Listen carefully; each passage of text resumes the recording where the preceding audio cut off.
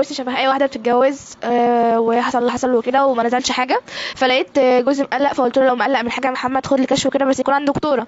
فقال لي تمام ماشي اخد لك كشف، بس وانا كده كده اصلا مش هخليك تكشفي نفسك على الرجاله. فقلت له تمام ماشي. جينا تاني يوم الصباحيه لقيت حماتي واخده بابا وماما في الاوضه، لقيتها بتقول له والله يا عم علي انت وايمان محمد حاول مع ايمان كام مره وكده بس ما نزلش حاجه، فاحنا عاوزين نطمن. فقلت لها لا يا ماما اطمني وما تقلقيش من اي حاجه، انا اصلا متكلمه مع محمد في الموضوع ده امبارح. لقيتها بتقول لي ايه خلاص ماشي يا بنت والله احنا مش هنعمل حاجه بس عاوزين نطمن بس. قلت لها لا يا ماما ايه ما تقلقيش. فجينا تالت يوم اللي هو يوم الكشف، رحت لقيتهم موديني على عياده الدكتور ماشي، مع ان انا قايله لهم دكتوره مش دكتوره، بس قلت يا بنت ما دام انت واثقه من تمام. فصدقت عني الكلام، بس لما شافوا التقرير انا اصلا من فرحتي رحت صورته ووزعته على اصحابي كلهم في نفس اليوم اللي طلع فيه، وزعت على الكل وكله كان بيبارك لي، وكنت مبسوطه جدا. وكان في ناس بيجوا لنا هنا، كنا مشغلين دي جي، وكان عندنا كاني لسه هتجوز. والله العظيم فرح كان كبير جدا يعني، لان في ثقه وفيه احترام وفيه ادب وفيه خجول. والحمد لله يعني انا بنتي ديت يعني بتمشي كده في الشارع ولا بترفع عينيها في حد ولا حتى بتقول سلام عليكم لحد.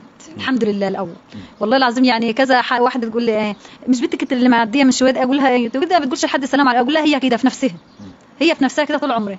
ده مش تعوديها تكلم ده وتعرفها ده، اقول لها هي مكتفيه بنفسها كده، هي عايزه تبقى مع نفسها. والله العظيم والله العظيم والله العظيم انا عارفه ان بنتي سليمه من ساعه ما راحت لحد هذا السنه.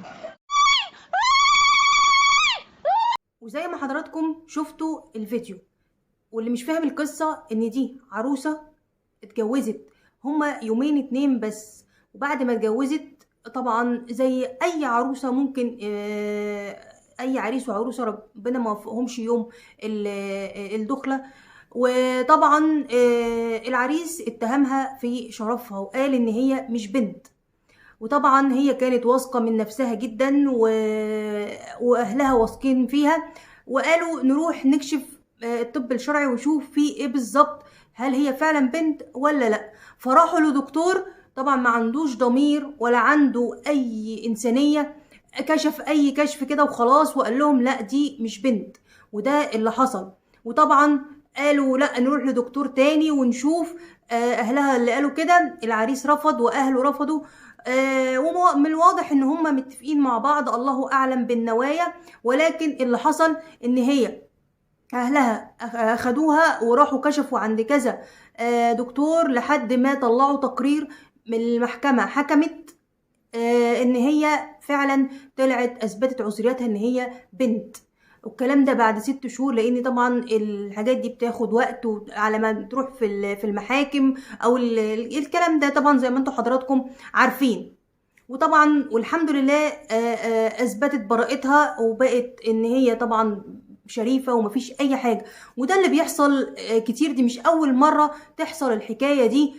حصلت لكذا بنت ان هي بعد يوم الجواز ان مثلا ما ربنا ما وفقهمش، ما توفقوش في حياتهم او في اي حاجه، او هي مثلا الغشاء البقر عندها من النوع اللي هو مثلا الصعب اللي هو المطاطي، والعريس طبعا ما عرفش ان هو يفض غشاء البقره، فلازم ان هي تروح لدكتور علشان خاطر ده بيبقى بجراحه. فطبعا بيطلعوا سمعة على البنت ان هي غير شريفة وان هي مش عذراء وكلام كتير وحوارات. فطبعا ده بيحصل كتير قوي.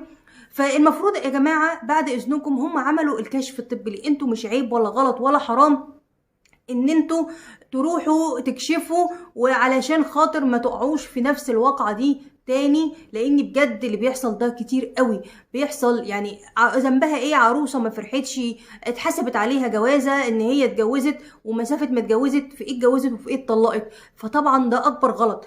فطبعا بيروحوا يدفعوا للدكاتره ولا بيروحوا يعملوا اي تحاليل والسلام، او ما بيعملوش، وفي الاخر يقول لك احنا عملنا تحاليل وعملنا اشاعات وعملنا اللي هي بتاعت تقارير قبل الزواج. فده اكبر غلط. لا، لازم الكشف يكون بجد، لازم يتوثق فعلا، ولازم ده يكون بقرار محكمة فعلا اللي بيحصل ده، لان كتير قوي حصل الكلام ده. لان لازم يتحلل تحليل مخدرات للطرفين، لازم يتحلل هل ان فعلا اللي عندهم ما يمنع من الخلفة او لا، عندهم مثلا العروسة هل هي فعلا عذراء ولا لا، العريس هل هو فعلا قادر ان هو جنسيا يقدر يتجوز ويفتح بيت ولا لا.